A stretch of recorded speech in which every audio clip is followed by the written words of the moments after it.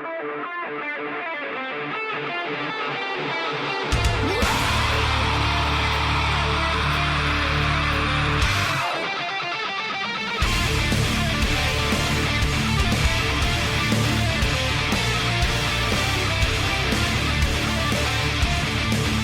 right, you ready? Yes, sir. All right. Today is November 10th, 2014, and this is episode 92 of the Defensive Security Podcast. My name is Jerry Bell, and joining me tonight, as always, is Mr. Andrew Callett. Wow, I'm a little concerned. Good evening, Jerry. How you doing? I'm doing very good. How are you? I'm thinking I don't have the same chemicals in my bloodstream that you have. That is certainly true. And I am very, very sad that you didn't share. Well, that would be illegal and immoral, and the speed limit is the only law that I break regularly, that is. Okay. Right. Well, we just won't talk about that 3-year-old that you beat down the other day, which led to this whole hand injury. That's true. I asked you not to talk about that. Oh, well, we'll edit that out. It'll be fine. All right. So, speaking of that, the thoughts and opinions we express on this podcast are ours and do not represent those of our respective employers, past, present, or future, or That's even true. Future after that. Or perhaps even those in a multiverse, in a different universe of ours that we may work for in that universe. Again, doesn't represent. Totally. So for those who don't know, Jerry had an incident with his hand that required a wee bit of surgery. And now he's on some interesting pain medication. So if this podcast sounds a little different, I'm sorry. It's the Jimi Hendrix version of Jerry Bell. I'm sorry. So stories. Let's do a story. Let's do a story. Nobody cares about my hand. I do. I care. Thank you. You know, people care. It's been a quiet week though. Aside from Home Depot, we don't have a lot this week. No, it has been a pretty quiet week. Although there's a few interesting ones interesting stories that came out. First of which comes from Security Week. The story is titled North Carolina Dermatology Center Discovers Hacked Server 2 Years After Attack. So this center, Central Dermatology Center, apparently back on September 25th of 2014, discovered that one of their servers had been compromised. In the ensuing investigation, they discovered that the quote attack happened on August 9th, 2012. And, it's really not a lot of detail on how it came to be. They recognized this server was hacked. And by the way, I think by hacked, they mean it was infected with some malware. And they do go on to say that it's certainly disturbing that the antivirus program they had on to stop the malware didn't stop the malware. Shocking. I know, it's very shocking. But what's more interesting is they don't really seem to have a good handle on what might or might not have been taken. This whole story is full of fail. But it's also full of, I think, a common situation. Yes. Absolutely. So, again, I think as with many of these stories, right, it's very, very difficult to guard against everything. We don't have any detail on or context on how this happened, right? We don't know, were they using this server to browse the internet or check email, or we don't have any of that context. But again, 2 years, right? It took actually a little over 2 years, and they didn't detect it, right? So I'm assuming that somebody probably called them up and said, "Hey, your data's floating around. Maybe you should go look at it." But this kind of goes back to the point that you really, not you necessarily, but we as an industry really need to focus on the ability to detect these things proactively and not rely solely on protection. Yeah, this goes back to I'm wondering if this is a bit of a smaller organization based on the limited discussion we have, and it's a lot tougher for those guys. Absolutely, they don't have dedicated staff, they don't have high end tools, but in general, I think this is endemic of most of organizations. Which how would you know if your entire focus is on prevention, which is a bias we've had in this industry for a long time, and you're not investing in detection, how would you know if you had malware running around doing something? Now, in this case, we have no idea how bad this malware is. We have no idea if it's, phoning home as part of a botnet. We have no idea if there's remote command and control going on. This could be just, some crappy little virus for all we know. But the point is, and the reason why I think this story is interesting is this is not to pick on this particular company. It's to point out that this is happening over and over and over again. Our detection times are terrible across the board on most of the surveys I've read. And this shows, yet again, that we as an industry need to pivot into more of a detection and containment model. And we are sucking at picking up these incidents. And I completely agree with everything you said. And I think you hit on an interesting point that was probably pretty subtle, and maybe it's just because I'm spaced out right now that it makes sense to me. This is probably a small company. And, it's easy, and I'll use air quotes right here, it's easy for smaller companies to set up the preventive things. They can install antivirus, they can, do the whole set it and forget it crap that everybody does. But I would imagine in a smaller the context of smaller organizations, the detection is probably harder because it's more difficult, and or it's more labor intensive, let's say, or resource intensive. And that kind of goes back to a discussion I've been having with one of our listeners, Chris, who works at an outsourcing company, LinkState, by the way. So. Yes. He works at an outsourcing company that supports a bunch of smaller organizations, and it seems to me like, and I'm certainly not pushing people to this way, right? But it seems to me like you're probably going to end up having to go that route to get the economies of scale as a customer, right? To get the economy of scale to do some of these things right. That's just an observation that I'm kind of shooting from the hip on.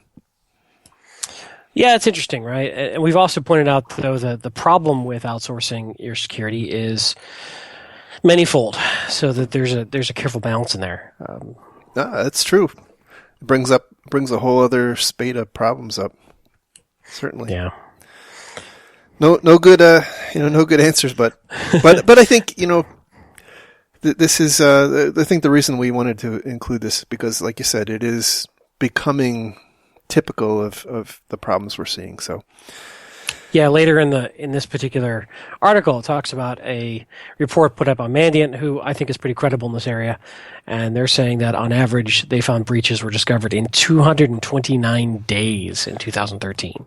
And I do want to make sure that everybody gets the point that that's the average, right? So, right. That's the average that A, were detected at all, B, Mandiant were involved with in investigating. So, well, I guess my point is there's probably a lot that are a lot shorter, but there's probably also a lot that take significantly longer. So, yeah. And unfortunately, we don't have any details on how this particular breach occurred or what these individuals in this organization could have done differently, but yep. I think we beat the relevant point into the ground. Absolutely. So moving on to our next story comes from Krebs Online. This is a follow-up to Home Depot. So, I find it very interesting that all of the headlines in this past week about Home Depot have been around the 53 million emails. So the big headline here is, big new news I should say, is that 53 million email addresses were also stolen along with the credit card information. And I guess this is coming out of some recent investigation that's been going on into the breach. But kind of second fiddle to that is what I think is certainly the more interesting thing, which is how it happened. And, certainly there's a lot of detail we don't have. But what we do have is kind of interesting. And what Home Depot has publicly said now is that the attackers got into Home Depot's network using a user ID and password from one of Home Depot's vendors, which is, it sounds a whole lot like Target, doesn't it? Yeah, seriously. I feel like we're getting a lot less transparency out of Home Depot than we did Target at this point. And from what I understand, also Home Depot said this is the last update of any details they plan to give. Yeah, I noticed that too. That was really classy. I was like, well, thanks. That's great. Thanks. That makes show prep easier. Yeah, so here we go again. Third-party vendor, connections into the system. Somehow one of their credentials was stolen. Somehow that was leveraged to get inside and then go laterally. Right. And they point out that Home Depot is apparently pretty careful to point out that, it wasn't just stealing the credentials, right? Because stealing the credentials didn't give access to the point of sale devices. They actually had to go through another system. And I'll quote that. For that, they had to turn to a vulnerability in Microsoft Windows that was patched only after the breach had occurred, according to a story in Thursday's Wall Street Journal. So again, this, I think, kind of goes back to a drum I've been beating on for quite some time about threat modeling and relying very heavily on points of isolation or separation that aren't necessarily as effective as we think they are. And I see this time, especially Bob sees this time and time again in his work in investigating breaches that, organizations and architects, IT architects, they don't really plan or even have this conception that, let's say, an attacker could jump onto your domain controller and then get from there to some other network and hop around laterally in the network. That whole thought process seems absent when a lot of these networks and systems are being designed, and I think that is a fundamental issue that leads to some of these bigger breaches. I mean, certainly it was the case in Target. Looks like it's the case here. And anyway, Bob tells me it's been the case in lots of things he's looked at too. So, no, I think you make a fine point there, and clearly we didn't have good segmentation. We didn't have good controls. I'm having a lot of trouble understanding why this vendor connection had any reason to be able to talk to anything that could potentially talk to their payment, sort of infrastructure. It's also a couple of interesting side notes on this as well that I saw. And this seems like a really odd thing to throw out there, but for whatever reason, it was said that they only went after the self-serve, self-checkout systems because they were identified as such in some sort of listing system, whether that was Hackme 1 through Hackme 7500, apparently. Yeah, I don't know if that was internal DNS. I don't know if that was AD, but somehow they were identified in some sort of asset management as these particular retail self-checkout systems. Whereas the main point of sale that had an actual person there with an apron were only identified by number. And therefore, the hackers didn't know to go after those. I find that interesting too. I actually find a couple of things interesting. It's just to give the listeners some sense of scale. Apparently, the 7,500 self-checkout point of sale terminals were what was compromised here, and the 70,000 other manual point of sale terminals were, as you said, apparently ignored by the attackers. But here's where I think kind of blows my mind, right? Target had less credit card numbers stolen, right? And it was essentially all of their point of sale terminals. Home Depot, and I think the time frames were roughly the same. I mean, maybe it was a month or two different as far as the duration of the breach, but it was only Home Depot's self-checkouts, and they had more credit cards stolen than all of Target, which I find really, really interesting. And it just kind of tells me that their transaction volume must be a lot higher than Target. I don't know why that matters a damn bit for a security podcast, but there you go. So, yes, I guess kind of maybe interesting to some. But anyway, back on actual interesting things. Ow. This is when Jerry kicks me off the show. Side note. It's been great having you on. I'll just show myself out. So apparently, and this is not in the article that we have linked, but I can send this to you as well. After this initial breach was discovered, they didn't know how widespread this was. And so one of their reactions was to blame Windows as inherently insecure, and they went out and bought MacBooks and iPhones for all their key execs. Oh my God. Wow. So they bought 24 new quote-unquote secure iPhones and MacBooks for senior executives who refer to them new devices as quote bat phones. That is awesome. So I just have to point out that is a really naive way to look at this. Now, first of all, having a homogeneous environment is a good thing, because an exploit against one cannot be an exploit against another typically. However, what I don't know, and what this is sort of implying to me, is that they just knee-jerked and said, Windows isn't secure, let's go Mac, because Mac is secure. Do you also hear circus music? I don't know. I wasn't in the boardroom when that decision was made, but if they're going on the assumption that Mac is just inherently more secure, gang, I hate to break it to you. Yeah. It has a lot to do with market share.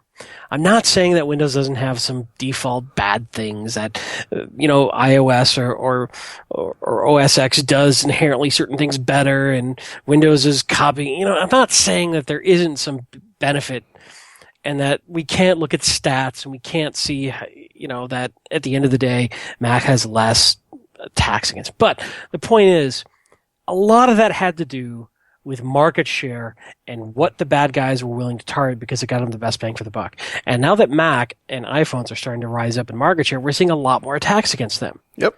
So I'm not saying it's not more difficult against a Mac. I'm not saying that it's the same as Windows, but I'm saying that there is no inherent automatic safety when it comes to a Mac. And in many ways, I see a default against running some of the same prevention technology to Mac that we've gotten used to running on Windows. So it spooks me that not everyone, some people still have this feeling that Macs are inherently secure and don't need antivirus and don't need HIPS and don't need DLP, et cetera, et cetera. So why do people rob banks? Because that's where the money is. Yeah. Why do people write viruses for Windows? Because that's where the people are. Because the Russian government tells them to. I guess there's that. So the point of my mini rant is, once again, it tells me that the decision making going on at senior levels of Home Depot is suspect. Yeah. I hadn't heard that story previously. That does shine an interesting light into the thought process. The thought process is going on there. Yeah, I'm referencing it from a story that was on 9to5mac.com. I'll shoot it to you for the show notes. But okay, interesting. Yeah, in related news, before we jump off this topic, Target named a new chief risk and compliance officer. And this one wasn't from Home Depot, right? Yes. Reporting directly to the chairman and CEO. So Fallout continues. Yeah, at Target. I did see that headline. What I wasn't clear on, is that a net new position or was that a replacement?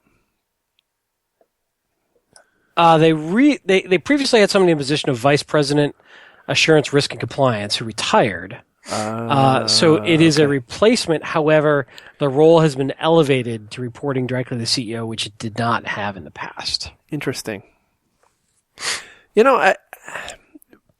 Whatever you want to say, I think Target has done a pretty good job of responding organizationally, right? I mean, they seem like they're moving their marbles around in the right directions. So, I would concur. I am hoping that more details come out on Home Depot in terms of how the hack occurred, their response, etc. I do appreciate Target transparency. We can learn from it. And I think they're probably doing the right thing from a credibility standpoint. Whereas with Home Depot, I feel like they're being very insular and very opaque as to what is going on and why and how, and somewhat arrogant in their approach to this. Mm-hmm. Yeah, I agree. And I will never now be hired by Home Depot. Oh, well. Moving on. Our next story comes from CSO Online, and the title is 6 Things We Learned from this year's Security Breaches. These are always good. And it's not a slideshow, which I appreciate. It's not a slideshow. That's good. And, some of it's good. So the first lesson, which I think I agree with a lot of this stuff, right? It's time to take staffing seriously. And we've talked about this a lot. It's not about blinky boxes. You've got to have good quality people to help run your organization, design your infrastructure right. Watch for the bad guys, come up with innovative ways to protect your unique risks and things like that. So I completely agree with that. I don't necessarily agree with some of the subtext, like the 49% of senior security roles are vacant. And, sometimes I think, to be perfectly blunt, and maybe it's the Vicodin, I don't know, but I think a lot of times those things are thrown out there for the purposes of lobbying. I will say that I'm a bit more accepting of that stat. I have seen a lot of companies begging for talent and having a tough time finding bodies. I don't know if it's 49%, but I definitely agree that we are understaffed. Now, this is also 49% of approved open recs, where I've seen a lot of organizations that don't even have enough budget so that they don't have the recs to have an adequate sized team. So I would take it one step further, and I'd say a lot of companies don't have an adequate sized team to begin with from a budget standpoint, much less being able to find good, competent people. Fair enough. I'm happy to be wrong. I don't know. Have more exposure to I don't know if that 49% stat is accurate or not, but I definitely see almost every company I talk to is looking for good security engineers. Yeah, fair point. But it further goes on to then start attacking the pay scale and budgets around that. Yeah, now that part I can believe. I think it's interesting because IT. I've been in IT now for way too long, and I see IT as an industry commoditizing, and I think where we are having some problems is that, Java programmers, it's not a slight on Java programmers, it's just that a lot of those skills have become very commoditized and you can buy them everywhere, and security, I think management of a lot of companies are frustrated that the same rules of commoditization haven't yet applied to security, and so it's still demanding a premium right now. Maybe it will for a long time. I don't know. So their next point is know your code. Of course, they have the obligatory reference to everybody trying to figure out where the heck they have OpenSSL to patch Heartbleed, and and Bash for shell shock. But they're one of their interesting points, which I think is a good valid thing to consider, is that when I guess this is really probably most prominent in larger organizations that run, or that develop their own enterprise applications and whatnot. You're not usually writing things from the ground up completely. You are integrating lots of other components, and so one of the challenges you have is making sure you understand where all those components are. And I saw this firsthand in particularly in Heartbleed with companies, and Bob told me some interesting stories about a company that he was working with has lots and lots of software, and trying to figure out where all OpenSSL is being used is a very challenging thing. So I think there's probably some opportunities to have made that a little easier, but whatever. Number 3 is pen tests are lies, which is, hey, that's kind of clickbaity, right? Yeah, it sure is. But it's also something that I somewhat agree with. Yeah, and but I reserve the balance of my time to come back and qualify and explain that comment. Well, reasons why. So I agree with in the light that this point is presented. I do agree. So their point is that a lot of pen tests run by a lot of organizations have very well delineated boundaries, and attackers who might target you don't have those very well delineated boundaries, and it's kind of all, the gloves are off. They can go wherever they want and do whatever they want, whenever they want. And so from that perspective, a lot of organizations, and I kind of have this concern a lot too, get a false sense of security when they run a pen test, and, they might have look, one thing I want to point out, if you have a pen test that has no findings, you should probably find a different company to do your pen test. Just my advice. But you have your pen test and you find some stuff and you fix your stuff, and then you have this warm fuzzy feeling, right? But that doesn't necessarily mean that you are in fact secure. It is given the boundaries that you applied and the talent that the testers brought to bear, and a number of other factors. My concern would be that you get a false sense of security. I don't know.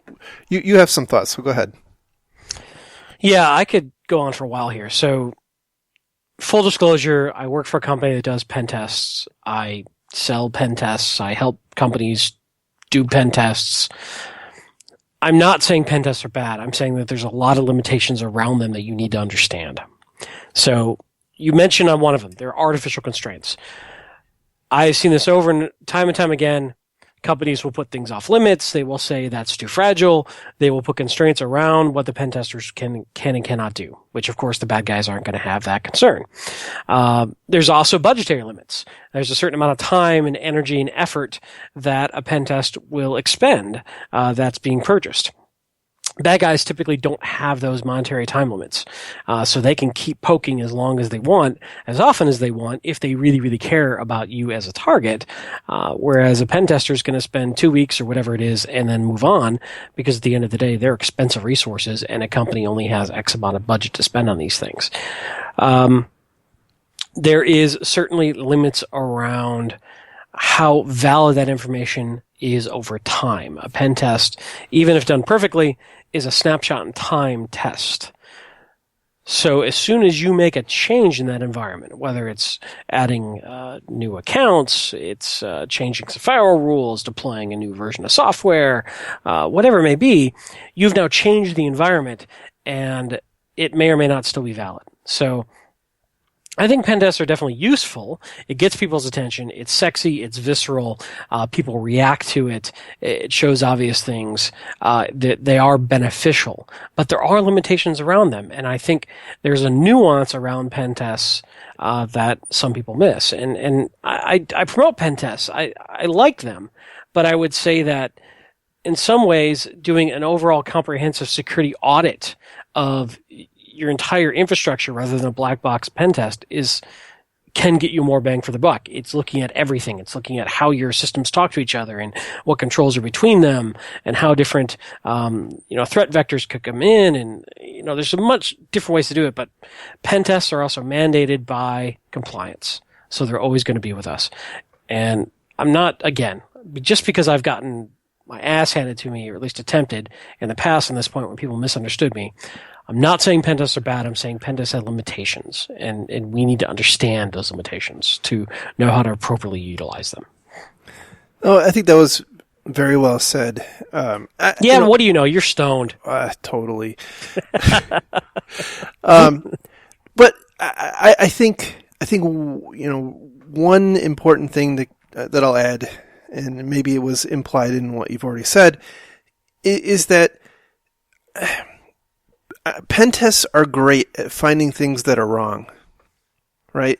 But the absence of a finding doesn't really mean anything. And so Correct. You need to, I think for what it is a great thing, but you have to understand that there are so many factors that go into you could get hacked an hour after the pen test completes, and it's just that the people running the test didn't have the same background as the person who ended up hacking you.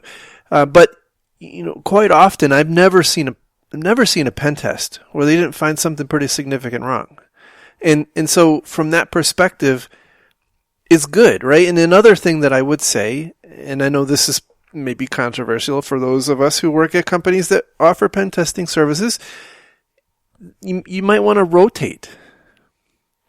You might not want to have the same company or at least the same team doing your pen test all the time, because you're just going to get the same kind of view. And I think there's some value in shaking it up, getting different people who have a different view, different skill sets, and whatnot. So anyway. Absolutely. Right? No, because this is, a pen test can be done 1,000 different ways at 1,000 different levels. I'm not in any way pimping my company, but, when we go in to start talking about doing a pen test against a web app, we have 3 different default levels that we can start that discussion at and then customize from there. And every different pen tester and pen test company have a different set of skills, a different set of tools, and a different methodology, and different deliverables. And, this is not like getting an oil change. It's not done the same way everywhere. No. So yeah, I would say absolutely. It's, if you really care, don't do one pen test a year and think you're done. Right. And by the way, I guess just to keep piling on, right? If you are mandated to get a pen test, you may as well make it good, don't everybody has different incentives in life, I guess, and we have to be cognizant of that. But if you're going to have to pay for a pen test anyway, look for an opportunity to maximize the utility in that. It's an opportunity, right? So anyway, kick that one to death. The next item was physical security meets cybersecurity. I think that's pretty self-explanatory. You can, if you have weak physical security, it's easy to drop keyloggers and kind of vice versa. You can hack the badge system and let yourself in. So that's, I think, pretty straightforward. Here's where it starts getting interesting from my perspective. Number 5 is Plan for Failure Part 1. So we talk a lot about this, and their point here is that a lot of companies are really starting to think about, what can we do to mitigate the impact of our data being breached? Because the implication here is that some companies at least, are starting to become resigned to the fact that they're probably going to lose data. So looking at strategies like tokenization and encryption and things like that. And of course, nobody ever encrypts things wrong or leaves the encryption keys right next to the encrypted data. Never seen it happen. Number 6, Plan for Failure Part 2. So, this is again, looking at the bigger picture. So one of their quotes here is, even if you have the best security in place, there's still a chance that you may be breached. And they talk about Target. Target's lost their CEO and CIO. It's questionable whether it was totally related to the breach or not. But you need to have a plan in place from not from a not from necessarily a data perspective, but from a organizational response perspective. What are you going to do? Do you have your PR and marketing lined up? Are you going to take the Target approach, or are you going to take the Home Depot approach?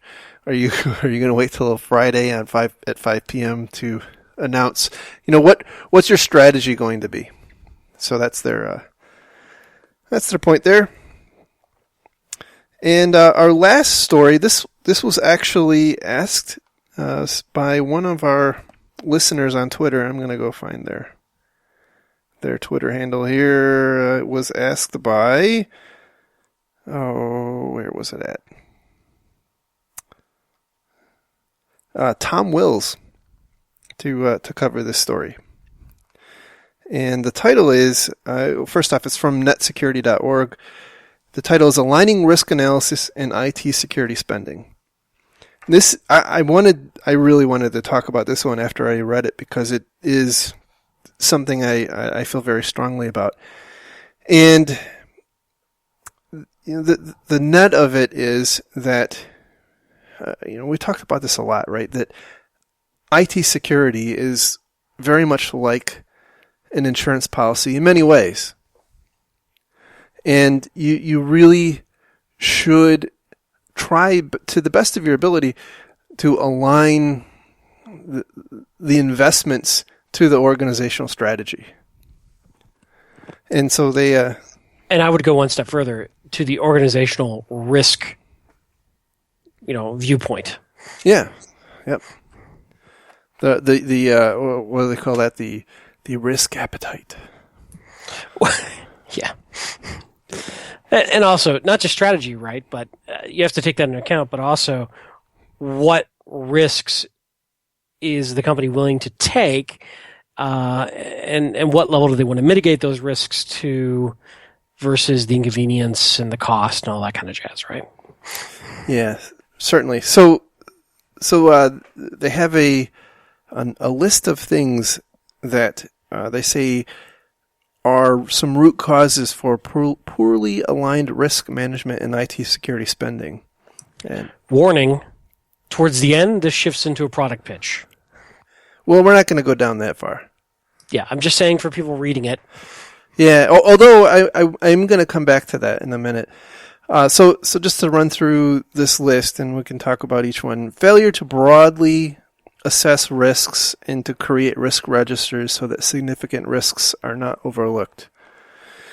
I think a lot of larger companies, especially post Sarbanes-Oxley, have this kind of a concept pretty well embedded in their company. I'll tell you that this process I see.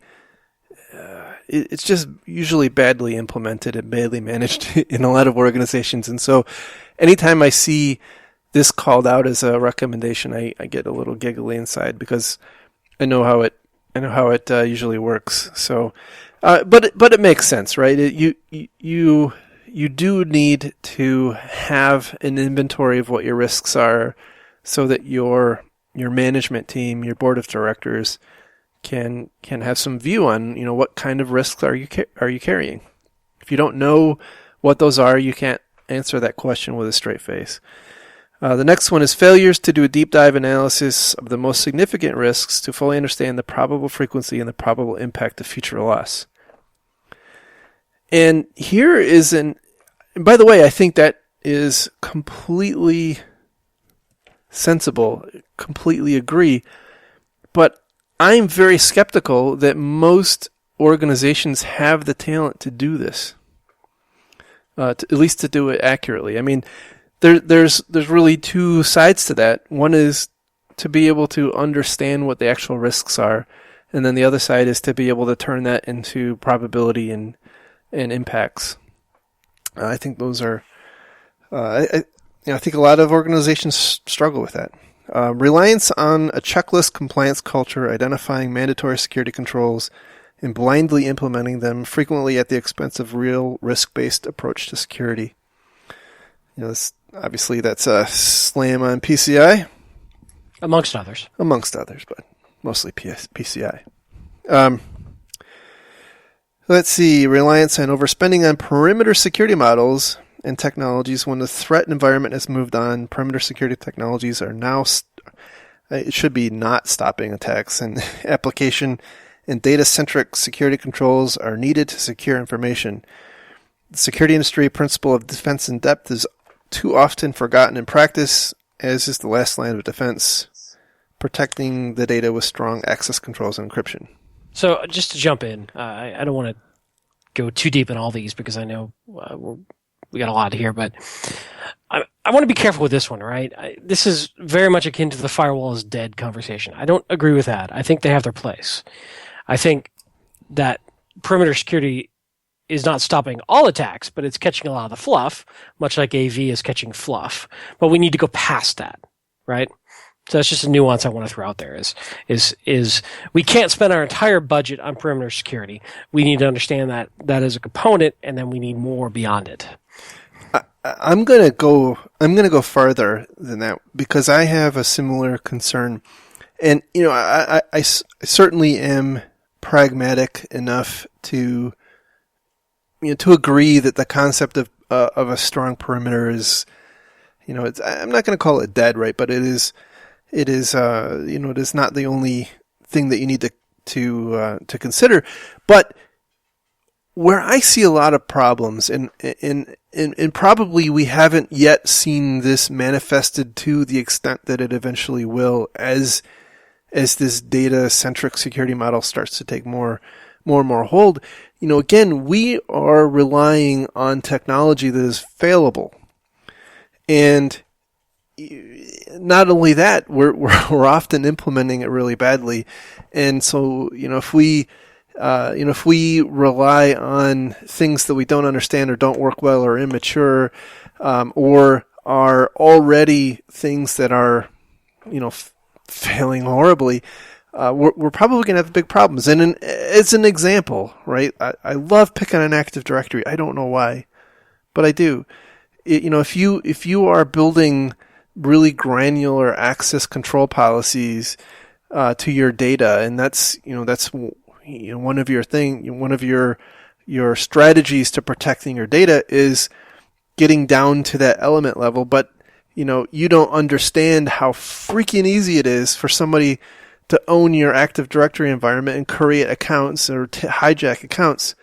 That whole concept is garbage because they've just completely circumvented it. And so that's my concern here, that in general, again, from a threat modeling perspective, I fear that we are not being very comprehensive when we think about these risks. So anyway, yeah, I agree. That's that.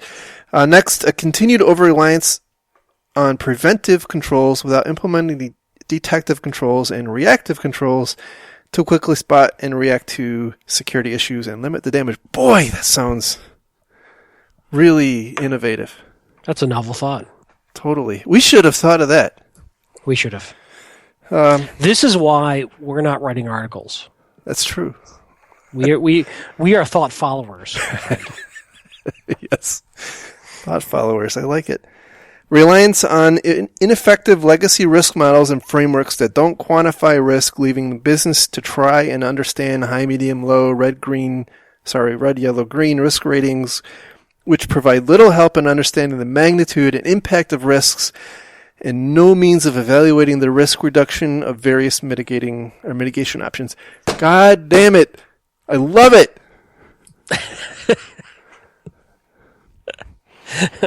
Wheel. And Vicodin, kids. Don't do drugs.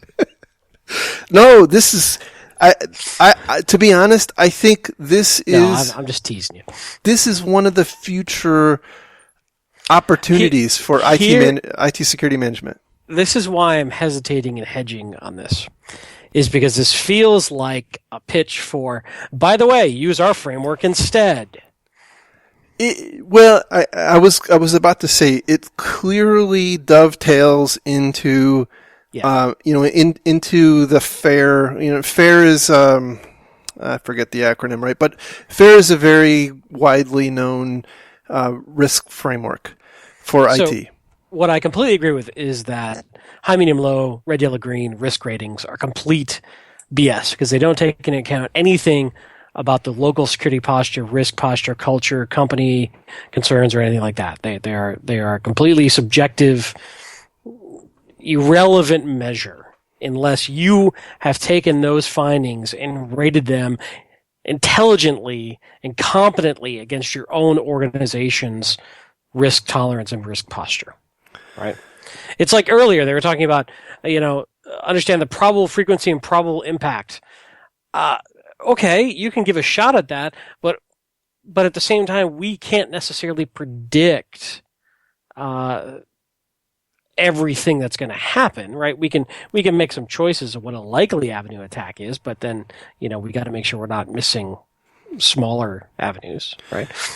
Yeah, and I think that's one of the points, and one of the big issues, because this is something that I personally am really, really interested in.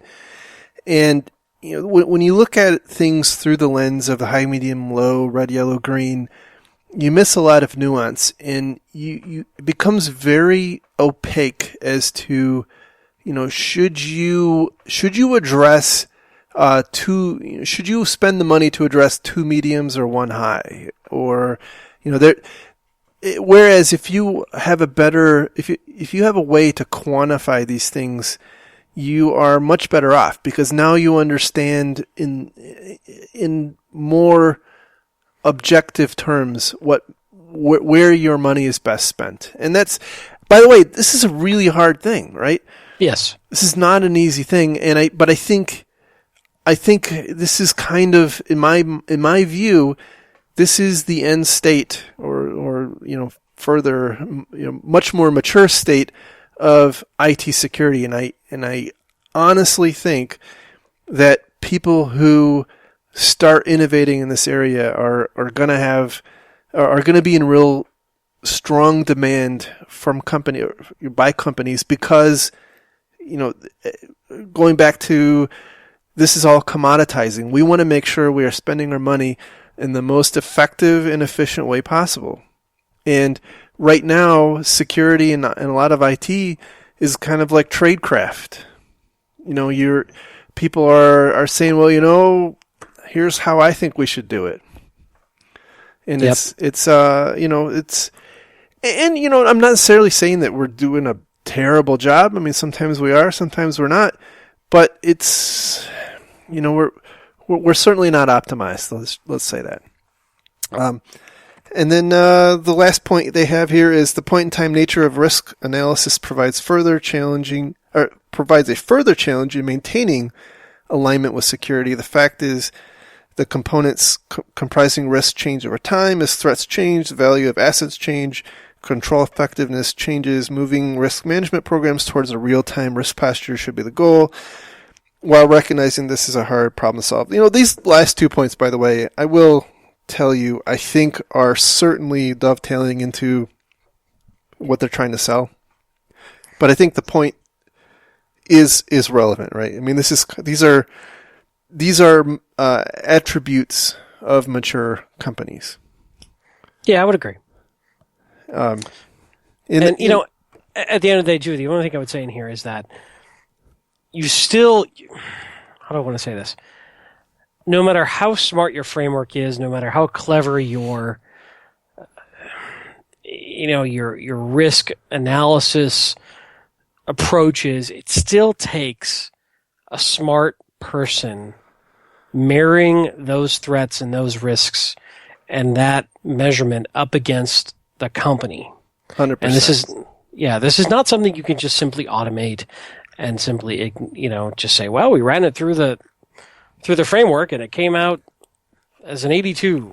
Right? At the end of the day, you still need to have somebody with a clue look at that and make sure that it makes sense against your organization. Absolutely. I'll give you one quick example, right? You run a firewall audit tool, just as a random example, and it throws up and it flags and just has a conniption fit over a rule on your firewall that allows a server to talk to anything with any service. And it says, you should never, ever, ever have this in your environment. Well, hey, what if that's my vulnerability management tool? What if that's my scanning tool? I need that. I made a decision for that. Yeah. So again, these third-party objective or subjective decisions about your environment, they are a guidepost. They are a sanity check. And it may not even be these things that are the real risks.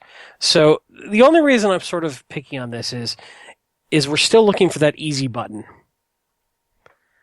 And we're still looking for just make it easy for the executives.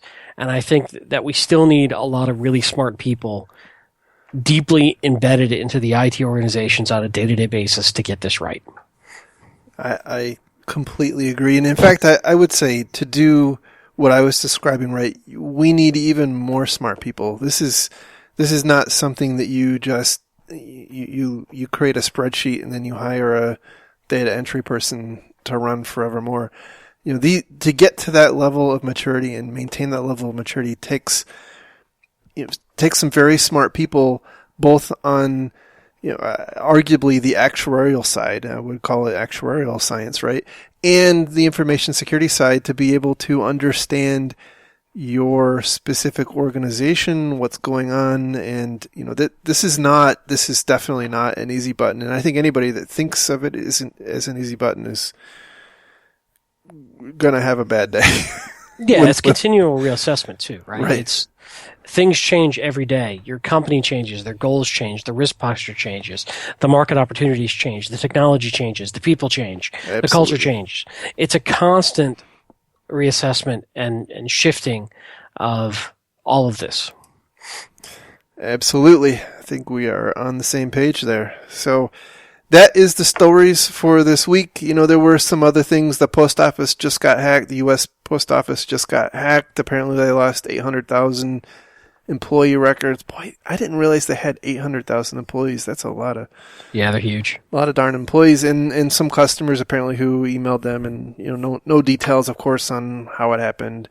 And bad BIOS is apparently we just keep incrementally getting to that whole bad BIOS thing with the deal about modulating your graphics card to exfiltrate data off of air-gapped systems. So, beyond that, it was a relatively quiet week. So, I guess we're lucky for that. So, in any event, that is the show for this evening. Hopefully, everybody enjoyed it. As usual, if you have any thoughts or opinions, suggestions, send us an email to info@defensivesecurity.org. If you like the podcast, go on iTunes and give us some 5-star love if you don't mind. That helps get us up the ratings. We're somewhere behind like a podcast about PHP that was discontinued about 9 years ago. So if we could get a little higher, that'd be cool.